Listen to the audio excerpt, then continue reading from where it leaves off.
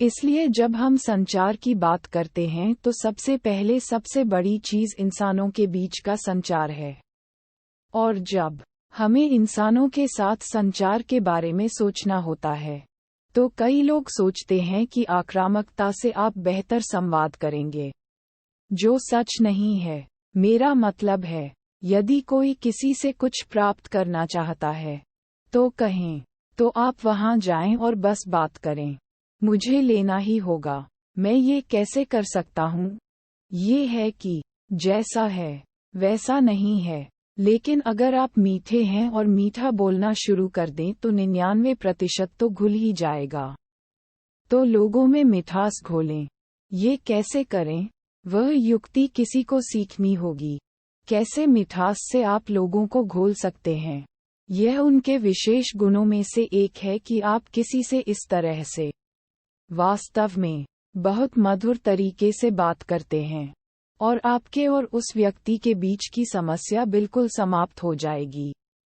अब बहुत सारी तरकीबें हैं किसी से कैसे बात करनी है। ये सबसे बड़े कामों में से एक है। सबसे पहले आपको हमेशा ये दिखाना होगा कि आप दूसरे व्यक्ति की तुलना में कम बुद्धिमान हैं। और जैसे आप वैज्ञानिकों से बात कर रहे हैं, मैं कहूँगा, मुझे क्षमा करें, मैं कोई विज्ञान नहीं जानता। आप जानते हैं, वैज्ञानिकों के लिए यह अच्छा नहीं है। तो उन्हें लगता है, ओह, बहुत अच्छा। अगर आपको किसी संगीतकार से बात करनी हो तो मैं कहूँगा, मैं कोई संगीत नहीं जानता। नहीं, मैंने बस थोड़ा बहुत सीखा है लेकिन ज्यादा नहीं। संगीतकार को बहुत खुशी महसूस होती है। आप इसे अहंकार का लाड़ प्यार कह सकते हैं। आप इसे कह सकते हैं। लेकिन ये कहने में कोई हर्ज नहीं है कि मैं आपकी तुलना में कुछ भी नहीं हूँ। इसलिए जब आप किसी अन्य व्यक्ति से बात करते हैं तो पहली युक्ति पूर्ण विनम्रता है। यह महानता का प्रतीक है। ये पूर्णता का संकेत है। और पेड़ जब फलों से लद जाते हैं तो झुक जाते हैं। तो सबसे पहले, यदि आप कहते हैं, मैं कोई नहीं हूँ, मुझे कुछ भी समझ में नहीं आता है, लेकिन मैं सुनना चाहता हूँ। ये पहला है। संचार का पहला गुण है अपने बारे में बेहद विनम्र होना। दूसरे व्यक्ति को पता नहीं चलना चाहिए कि आप कौन हैं, और इसमें बहुत मजा है। उदाहरण के लिए, मान लीजिए, अब मैं अपने बारे में कह सकता हूँ कि मेरे पति भारत में बहुत ऊंचे स्थान पर थे। दिल्ली में मेरी मुलाकात एक दोस्त से हुई। वह स्कूल और कॉलेज में उसके साथ पढ़ती थी और उसने मुझसे पूछा, तुम कहाँ रहते हो?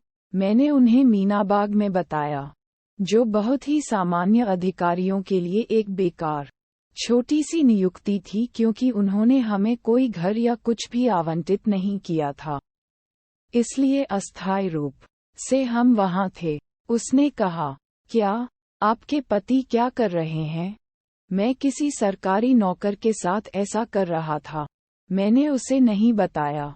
वह नीचे आया तो उसने बस मेरी ओर देखा और मुस्कुराया। उसने कहा, क्या तुम उसे जानते हो?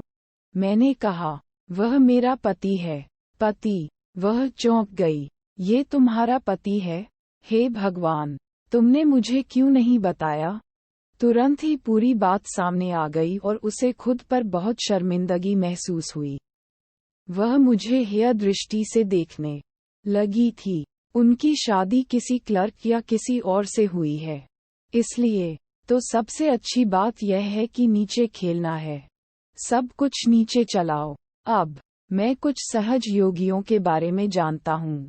वे कहते हैं, ओह, माँ ने मुझे ऐसी शक्तियाँ दी हैं।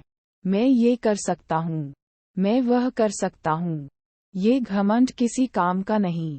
आप देखिए, मेरे पास कोई शक्तियाँ नहीं हैं। मैं बस एक सहज योगी हूँ।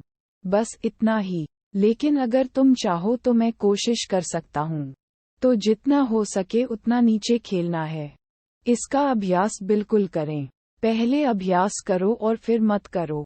तो ये दूसरों के साथ संचार का सबसे बड़ा गुण है। दूसरी बात, मुझे लगता है, पूरी गीता में, अगर आप इसे पढ़ेंगे, तो यह एक बहुत महत्वपूर्ण बात है। आप देखिए, हमारे पास मौजूद सभी सबसे बुरी चीजों में से हमारे पास 6 दुश्मन हैं, लेकिन गीता में उन्होंने क्रोध से शुरुआत की। इसकी शुरुआत क्रोध से होती है। ये क्रोध है। अगर आपके अंदर गुस्सा है तो आप बिल्कुल भी मालिक नहीं हैं। गुरु को क्रोधित होने की कोई आवश्यकता नहीं है, क्योंकि वह खेल सकता है। वह तुम्हें इस तरह नचा सकता है। अपना आपा खोने की क्या जरूरत है? लेकिन वो महारत, अगर आपको लोगों को संभालना नहीं आता तो 5-6 मिनट की बातचीत के बाद आपकी आवाज ऊंची होने लगती है और एक तरह से भौंकने लगती है, क्योंकि वह गुस्सा अभी भी अंदर है। तुम उसे जला दो, लेकिन एक मास्टर के लिए कोई गुस्सा नहीं होना चाहिए। कोई जरूरत नहीं है। उन्होंने क्रोधा से शुरुआत की है कि क्रोधा के साथ सारी समस्याएं रुक गईं। एक से दूसरे से दूसरी से दूसरी। इसलिए हमें सावधान रहना चाहिए कि क्या हम क्रोधी लोग हैं। क्रोध विशुद्धि से आता है। नदी विष्णु से शुरू होता है, लेकिन विशुद्धि के माध्यम से व्यक्त किया जाता है। चेहरा लाल हो जाता है, आंखें लाल हो जाती हैं। आप जिस मुंह से देखते हैं, उससे आप हर तरह की भयानक बातें कहने लगते हैं, और जब आप क्रोधित होते हैं तो पूरी अभिव्यक्ति बहुत अलग हो जाती है। तो ये गुस्सा देखने लायक है। कहाँ है हमारे भीतर ये गुस्सा? कहाँ है? जिगर? ठीक है, मैं इसे स्वर्ग में रख दूंगा। इसलिए इसमें महारत हासिल करने के लिए आपको खुद का स्पष्ट रूप से सामना करना होगा। कई लोगों को ये कहते हुए देखा है, माँ, तुम्हें पता है, यह महिला इतनी गुस्सैल महिला है, वह इतनी हावी है, वह ये करती है, वह करती है। लेकिन अगर आप उससे कहें, सर, नहीं, नहीं, मैं ऐसा नहीं करता, नहीं, नहीं, मैं बहुत अच्छा हूँ, लेकिन दूसरे लोग क्या कह रहे हैं मुझे नहीं पता, लेकिन मैं बहुत अच्छा हूँ, खत्म। अगर कोई ऐसा कह रहा है तो आप खुद ही देख लीजिए, आप गुस्से में आ जाते हैं या नहीं? क्या आप अपना आपा खो रहे हैं? चेहरे की तुलना में इसे बनाना बहुत आसान है। तो व्यापार की चाल खुद का सामना करना है, और आप स्वयं देखिए कि आप में कितनी कमी है। तो पहली है विनम्रता, जो वास्तविक होनी चाहिए, और दूसरी है समता। कोई गुस्सा नहीं, गुस्सा लेने की कोई जरूरत नहीं है। ज्यादा से ज्यादा तुम कह सकते हो, क्या कर रहे हो? आप ऐसा क्यों कर रहे हैं? अब यदि आप कुछ करते हैं तो आप जानते हैं, हो सकता है कि मैं कुछ ऐसा कहूं जो मुझे पसंद न हो, इसलिए मैं ऐसा नहीं कहना चाहता। अधिक से अधिक उस बिंदु तक ठीक है कि आप कहें कि मुझे यह नापसंद है, लेकिन इससे आगे न बढ़ें। अगर आप एक बिंदु पर रुक जाएं तो ये गुस्से में आने की आदत चली जाएगी। ये अहंकार निकल जाएगा, जो जाना ही है।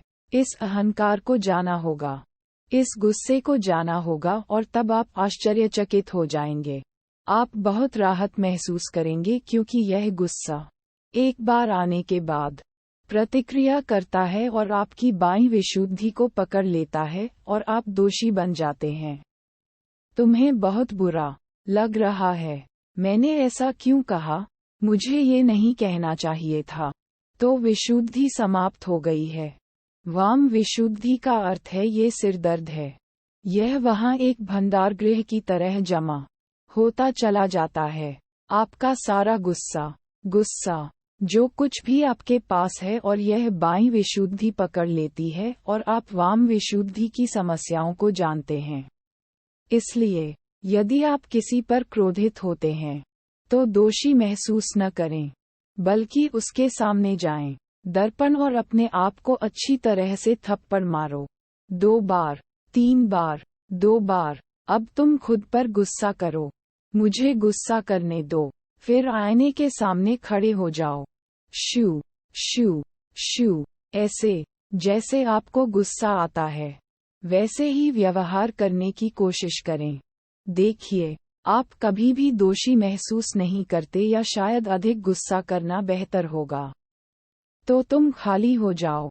तुम